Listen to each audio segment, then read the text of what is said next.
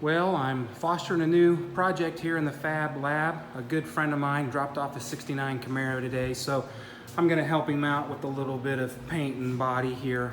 Basically what we're going to do on this car is just a repaint. So yeah, he was having a little bit of problem with the clear lifting on him. He also did some work down below, did some rocker work down below here on both sides of the car.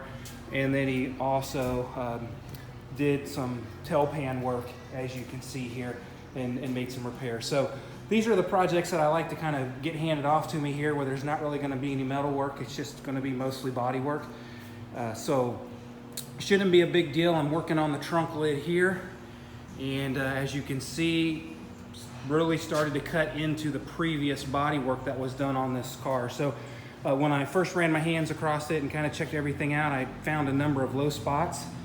So I went to block it out and get ready to put some glaze in those areas. And what I discovered is that the original filler work that was done was just a little bit high. So I've got everything blocked down level here now, and pretty happy with it. We'll come back in a few days and we'll epoxy and then shoot some 2K urethane and then block it out, see how it looks. So getting ready to work on the quarter here on this side. One of the things that I do on these repaints is I'll take like 220 on a block, or you can do it by hand, and I'll basically scuff the clear.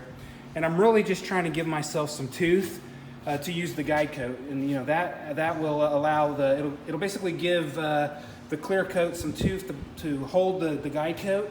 And now what I'll do is I'll come in with 180 grit. I mean, you could use 150, you could come in with 220. It just kind of depends on how comfortable you are with the previous body work and if you know the history. So I'm going to come in here and try to clean this up with 180 initially, and if it cleans up pretty good, then I'm going to come in and finish everything out with 220, maybe even 320, and then I'll hit it with 2K.